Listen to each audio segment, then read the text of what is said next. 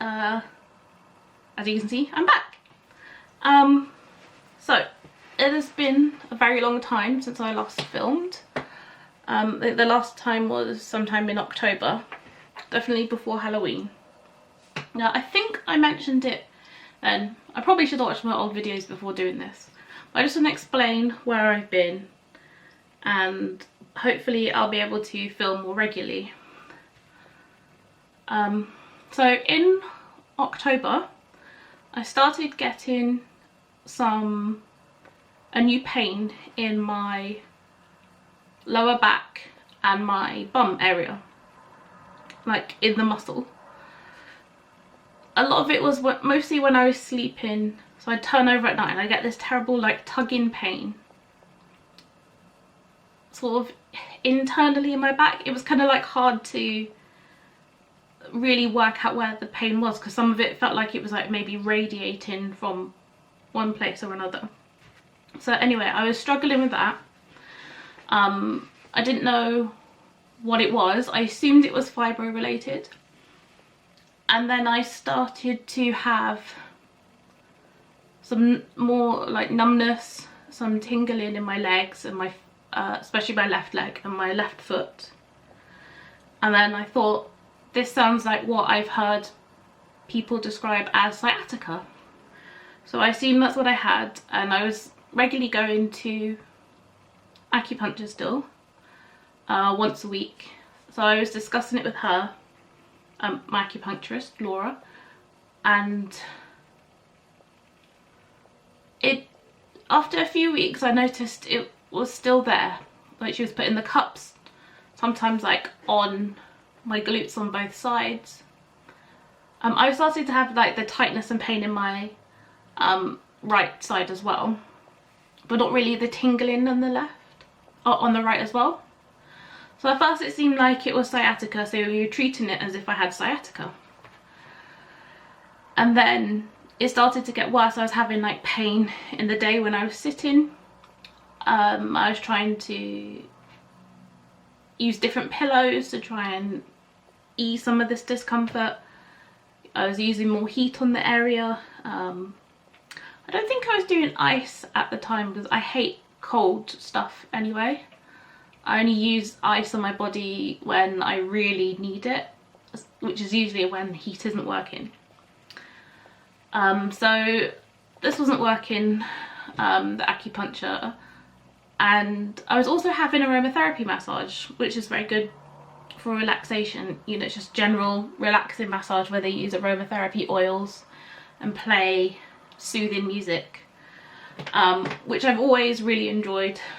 Sometimes I've fallen asleep because I've been tired, as I always am, and I've just been so relaxed. But this was getting to the point I was so uncomfortable during the session that, like, after, if I could get through the whole session, it would take me a good 10 minutes to sit up, put my feet on the floor and get dressed, because the pain, it seemed like it was radiating into the whole pelvis, front and back. I was just in so much pain. I had some times at home as well on the sofa where everything would, it's hard to describe the pain, it was just so intense. I thought, this can't just be sciatica. So it was the whole front and back of my pelvis, like my hips felt like they were hurting, the lower back was hurting, not just the top of my glutes, it was like the middle of the muscle was sore as well. My IT band, which is the side of my leg, like from my hip down to, I think it goes down to the knee. I'll insert a picture so you know what I'm talking about. But that was very sore as well. And there some days I would just be crying because I was in so much pain. None of my painkillers, the amitriptyline, and that was working. So my acupuncturist said to see her osteopath. So I didn't really want to go back to the chiropractor because it's so expensive, and they always sort of encourage you to do like 3 sessions a week for 3 weeks and then 2 sessions for 2 weeks, and it's very expensive. So I went to see her osteopath. She was treating it as if it was sciatica. She was like, well, it's kind of been a long time I can't remember when I first saw her. I'll probably look it up. I might insert it if I remember when I'm editing. So I want to say, I think it must have been after Christmas. It must have been around January time. So it's been about 2 months, I think, I'd been having this sciatica. And I was like, you know, getting it desperate. And then I said to her, you know, it's been like 2 months. Does sciatica last this long? And then we were talking through my symptoms. And then like, I forget sometimes what I've been going through because there's so much going on. I'm so tired all the time as well. After Christmas, I started doing the keto diet again as well. So I was like dealing with all of that stuff. Dealing with my issues with food. Which is that I am a bit of a stress eater. And my medication, I think it's my medication. I think some of it's now habit as well. I just crave foods that are like high in fat and high in sugar. So stuff like Pop-Tarts, cakes, that sort of things, which is no good if you're pre-diabetic like I was. So yeah, just consuming too much carbs, too much sugar. Anyway, so I had a lot of different things going on that I was trying to deal with, and then this intense pain, and like I couldn't sleep because it was so bad. And then I said to her that I was feeling some numbness when I noticed when I was going to the toilet, bit TMI, when I was wiping I felt numb, both the front and the back. And she was like, okay, stop, this is worrying. She's like, this is not fibro, this is not sciatica. I think you might have Cauda Equina syndrome. I'll put something up to explain what that is, which is basically, so I have notes in front of me on my phone. So Cauda Equina syndrome is a rare and severe type of spinal stenosis where all of the nerves in the lower back suddenly become severely compressed. Symptoms include sciatica on both sides, weakness or numbness in both legs. I had both of that. That is getting severe, that is severe or getting worse. I had that. Numbness around your genitals or just around your anus. And that's pretty serious. If you don't... Yeah, so this is the lumbar and sacral nerve roots. I'll try and add diagrams over my face so you can see what I'm talking about, and add links in the description if you're interested, or if you're worried you might have it or know someone who might have it, or just, you know, interested. Anyway, so if you don't have Cauda Equina treated quickly, you can become paralysed. So obviously I was concerned, she was concerned, she being the osteopath. And then I talked to Tom, obviously, and I told him what was going on. And then we were like, because there's a possibility that it is this, and like we checked ourselves like the symptoms online, and it's like the numbness is very concerning. So let me just see, is there anything else I need to say? Yeah, I'll just add a link in the description if you want to read more about it. But yeah, it can be very serious. You might need surgery and that sort of thing. So she said the best, I called 111, which is in the UK, it is the non-emergency services. So it's kind of like 999, the emergency, but it's for stuff that is out of hours that you can't just go to see the local pharmacist about, or it's more urgent that you need a doctor, say like out of hours sort of thing. So this was, my appointment was kind of late, and then I had to have the discussion with Tom and that, and then we were like, okay, I think we should go to A&E. And then it was like, do we go in the evening or in the next day? So I think we ended up going, we went in the daytime, and it was annoying because we went to the A&E, and just the one closest to us here in Weston-super-Mare Hospital, and which is a very small hospital. And because they're still following COVID protocols, Tom was not allowed to wait with me in the waiting room. I knew I had to mask up, but I thought it would be okay to sit together. So I was nervous that I had this condition. I was in a lot of pain, but I still had to sit by myself. So anyway, I went into A&E, told him what my symptoms were, what my osteopath said, that I just wanted to rule stuff out, and I explained that I had fibro.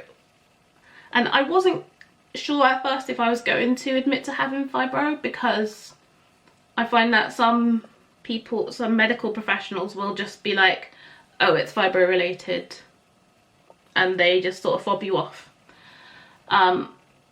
But yeah, I did tell him. He did the exam, which is a little embarrassing. So I don't know if I should say. Okay, I warn you, it's TMI. If you don't want to know, switch off now or fast forward. So basically I have to lie on my side, bring down my underwear, and a finger is inserted into my bum by the doctor with a chaperone. There was a female chaperone to talk to me and make sure I was okay and that and comfortable, and I was like, do what you gotta do. If this is the only way to test it, just get on with it. And he did the exam. There's like, there was no numbness when he was touching, and there's like, okay, pulled everything up, etc. And then he was like, it's not Cauda equina syndrome, because if it was, I would definitely have numbness where he was touching me. So you can come back now, it's safe. I'm smiling just because it's a little bit awkward. But yeah, so he ruled it out and he said, honestly, I don't know what it is. All I can think is maybe it's a complication of your fibromyalgia, so just go back to your doctor and we'll take it from there. So I did that. I was a little bit frustrated, went to find Tom, went home, blah blah blah. And then I called the doctor and I said, they ruled out the Cauda equina, but I'm really concerned. This is really disrupting my life. I was like, I'm tired all the time from fibro anyway, and now I can't sleep because the pain is so intense that no matter how drugged up I am, it is waking me. I tried different pillows as well under my bum to try and relieve the tension while I sleep, and it is hard to sleep with a pillow under your bum and stay on it. So yeah, then I said, could it be sacroiliac joint pain or sacroiliitis? Another big word. I will put up what that means, or I'll just add a link in the description. So they'll come in to the doctor's surgery. They have a physio on site. She'll book me in with him, and if that's what it is, you know, he'll know. So it's like, great, let's do that. So I had the appointment, and I think this is getting towards like February time, I want to say. So yeah, I had the appointment there. I said to him, you know, I've got fibro, because I'm sitting on my mobility scooter, and he was like talking to me about it. I had to do these tests. I described my symptoms and all that. Told him about the Cauda equina. He did the exam where I have to just like lie on the bed and like move my leg up, and you have to check the range of motion and the strength. Like, you know, I had to lift my leg and he's like pushing down on it, and I have to push it up, and obviously I have zero strength. I'm in pain all the time. I can't walk anymore. My mobility's got less and less and less over the years since having chronic pain. It's nothing I didn't already know, but he was so nice, so friendly. He's like, oh, fibromyalgia is difficult, I understand, you know, it's not your fault, blah blah blah. Very nice. So he said it is the I think he said it was sacroiliac pain, joint pain, which is not necessarily, it's not the same as sacroiliitis, but they're very, very similar. And honestly, I read the difference and I still didn't understand what the difference was. One second. Hopefully I'm not talking too fast. Okay, so the symptoms of sacroiliac joint pain: lower back pain, which can be described as dull, aching, and range from mild to severe. I'd say mine was moderate to severe. Sometimes it was moderate and sometimes it was severe. maybe I had some moments where it was mild, but it was like really intense. Like just sitting on the sofa, I had to have a second pillow under my bum, another one on my back to try and support me everywhere. Typically one-sided, but can be both. I had it in both. The worst being on the left. Oh yeah, the guy at A&E said it could have started as sciatica, but it's not sciatica anymore when I went. Yeah, so they have sciatic-like pain with the sacroiliac joint pain. That's the second main symptom. And you have pain in the buttocks. I had that. And or the back of the thighs. I had that sometimes. Feelings like it's hot and sharp, or stabbing and some numbness. I definitely sometimes had stabbing pains. If I laid down without a pillow on my bum, under my bum, like if I laid on my back, then eventually everything would start to sort of feel like it was tightening, and I did have some stabbing pains. It was very intense, very painful. So for months I was like crying a lot, sometimes daily, because I was in so much pain. There were some times I was shaking. It's battery. And then the third main symptom that I saw online is pain that spreads to the hips, buttocks and or groin. Most common is the buttocks and upper back, or the side of the thigh, which is the IT band. So I have all of the symptoms, and on the moderate to severe end.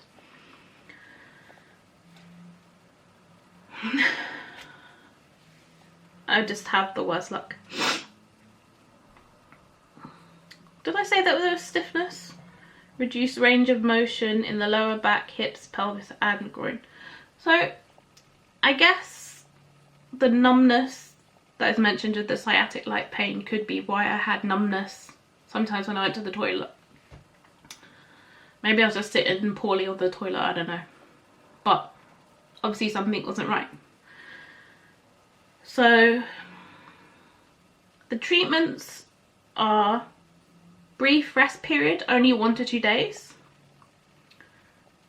Apply ice or heat to the lower back and pelvis on the affected areas. Over-the-counter painkillers such as paracetamol, what's called NSAIDs, which is non-steroid anti-inflammatory drugs. So it's like ibuprofen. Prescription muscle relaxant, which you can't get many of because everyone's freaking out, especially here at the NHS about the opioid crisis. So the last time I had muscle relaxants, I had I had 6 tablets. I was meant to take 2 a day for 3 days and that's it. And if you've got chronic conditions, trust me, that does nothing. But they're more concerned about you not getting addicted rather than actually helping. Manual manipulation from a chiropractor, osteopath, but that's only if the pain is caused by too little movement. It's hard to know if mine is because of that, because obviously that is the issue. I don't move enough, but I haven't moved enough since like 2014 at least. So yeah, it's about 7 years was the start of my chronic pain journey, as you might know. And it's if you don't, you could listen to my other fibromyalgia video where I talked about it.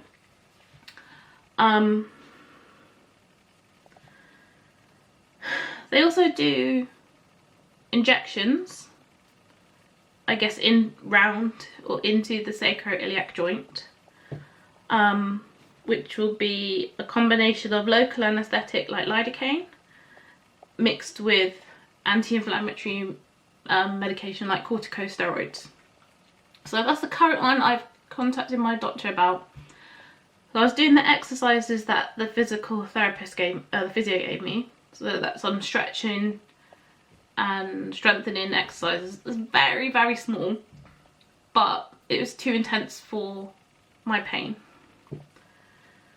And I read online that when you have this condition, if you're starting a new regime for exercise, no matter how minute, they should do the injections, because I guess you need some relief to do it, because if it hurts too much, you're not going to do it, which is what happened to me. I tried it and I did like a few days here and there.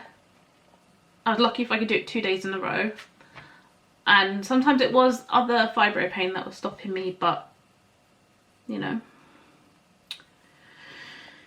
I did the best I could. So when I saw the fibro, when I saw the physio, he said that from when I went, I'll confirm around like along the bottom or somewhere when that was. So they're like by May I should have like, the pain should reduce. I think it was like 40%, he said. And so that was at least like, I think it was like 2.5 to 3 months. So that's like, I must have gone like beginning to mid-March. And now we're basically mid-May and I'm still screwed. I have some relief, like I found a good pillow to go under my bum while I sleep, but sometimes even lying on that I'm still so, everything, it feels sort of stiff, but also like, it's hard to explain, but you know, you just feel like you've been battered, or like, you don't literally know what it feels like, but you imagine that's what it feels like to be hit by a car. I feel like that. It's intense. It's sort of like it just feels like I'm being compressed from the outside, like something is compressing me and like squishing me all in from all sides, and it sucks. So I've been having like obviously counselling as well through all this, and my counsellor's pretty concerned. My GP surgery is referring me to a specialist rheumatic hospital in Bath. I was meant to be referred to there back in 2016 when I first got the official diagnosis of fibromyalgia, but they never did. And I had such bad brain fog and so much stress from trying to get help. And if you have chronic pain, you know what it's like, the struggle to get people to believe you, and then to get any sort of remotely effective treatment is difficult because, you know, fibro is a complex condition. There was a while where I thought I had a lump in my breast as well. That was highly stressful. It was partly a little bit, it wasn't stressful because I didn't think I had breast cancer, because there's no instance, as far as I'm aware, of it in my family anywhere. But we don't know anything really about my dad's side of the family, if they had anything like that, because they lived in a very, very deprived area in Ghana where it was hard to get medical access, let alone tests for stuff. And a lot of his side of the family have passed away, so I don't know, and I don't talk to him and I never will again, so there's no way to find out on that side of things. But on my mum's side, I talked to a lot of family there, so my mum's, like my nan's sister may have had breast cancer, but nobody remembers, and she died a long time ago. And my nan probably has dementia, which is a new recent thing as well. So I'm not even going to ask her because she doesn't need that stress. So yeah, I thought I had a lump. I got my acupuncturist to check, feel it and tell me what she thought. So it felt like there was something there. So I called my doctor and I said, I think I've got a lump. Blah, blah, blah. She sent me to the breast clinic. That was a very quick referral. Very, very quick. Again, I had to go on my own. Like Tom had to wait elsewhere. There was a coffee shop on the hospital grounds. I had to wait in the waiting room, which was very nerve-wracking on my own. went in. There was a doctor, I think it's 2 doctors, one might be a nurse, I don't know. There's a man and a woman, I forget. They asked me questions, asked me about my medication, asked me about my mobility scooter, whipped the top off. I showed where I could feel it. But he had an exam, then did an ultrasound, and basically it's just 2 block ducts, but one is sat on top of the other. And he was like, he was laughing, he was like, I've never seen them one on top of the other like that. And it's like, this shadow is making a funny shape that kind of looks like a head. So it's like, cool, I have a face inside my boobie. So yeah, there was nothing to worry about. He's like, there's nothing I need to do, I don't need to massage it or anything, it'll unblock on its own eventually. That was definitely around March time as well. Yeah, it's still there. I'm not worried. My nan has had some problems as well. She had a couple of falls.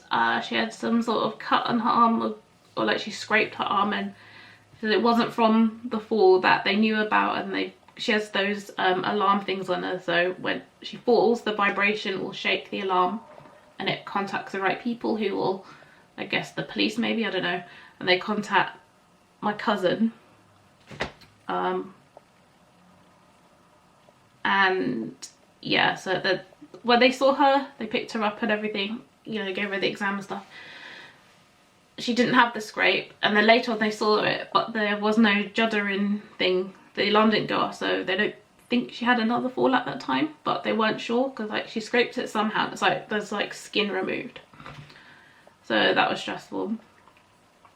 And then I hadn't seen my nan for 4 years because after the last time, a long period of travel wrecks my body. So from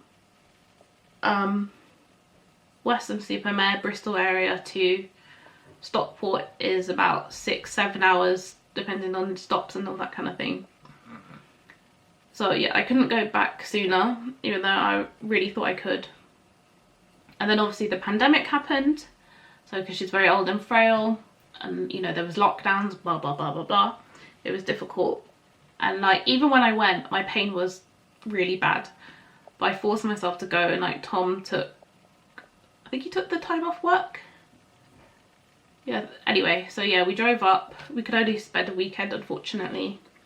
Oh yeah, I still had to come back to have the breast clinic appointment, and my nan was not great mentally.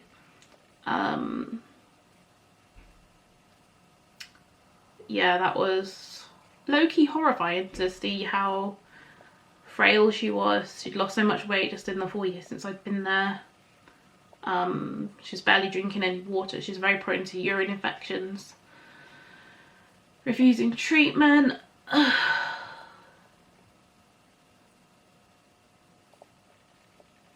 You know, my granddad passed away years and years ago.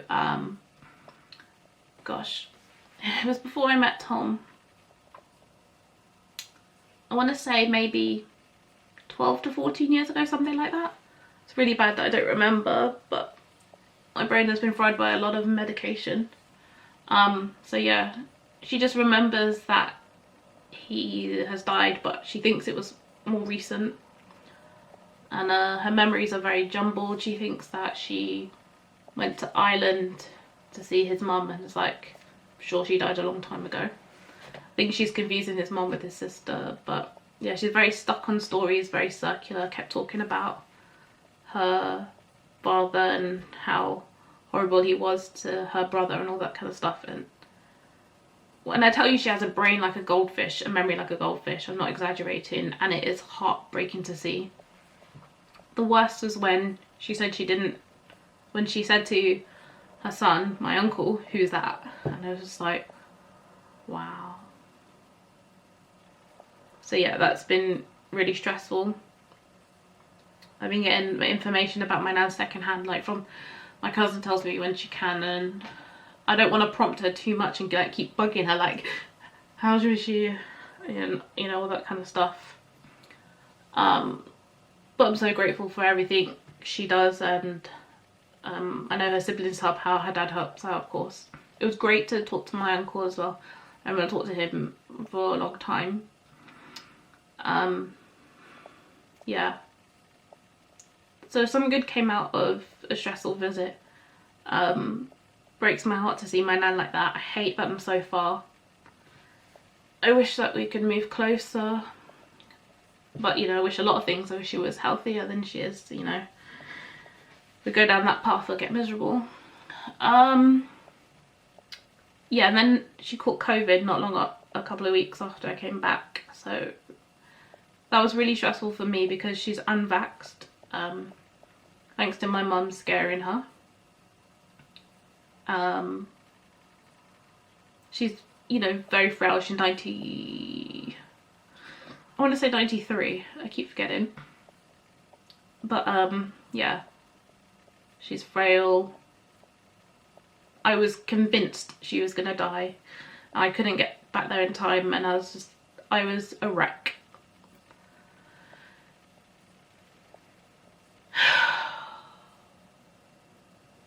But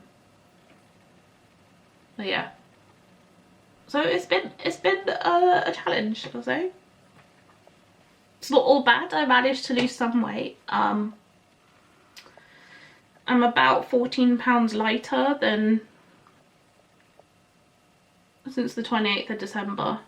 So that's something. The stress has made it very hard to stay on track because all I want to do is drink and I want nice things to sort of uplift me and I don't want rubbish keto food.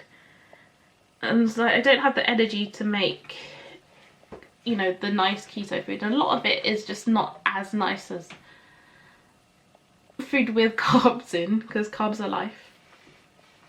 Even with having like a cheap meal or two a week, it's just like, oh. For a while I was eating one meal a day because I just didn't have any appetite. But yeah, I'm hoping to keep up with the weight loss because weight is something ever since I started putting it on. I've been trying to get it back off and it's hard when you can't exercise. I bought a lot of makeup, so next time I'll do some makeup and some talking along with it. I hope somebody sees this. I hope somebody finds it helpful. If you know somebody who has any of these conditions or any chronic pain condition or mental health difficulties, anything, my inbox is always open. You can find the link to my Instagram. I do respond, sometimes a little bit late because my CP is still terrible. But yeah, so like and subscribe if you like, and share if you know anybody this could potentially help. I will do my best to be more regular now. I think I've got a handle on things, so fingers crossed, all is good, and I will see you very soon with a more uplifting and more happy video.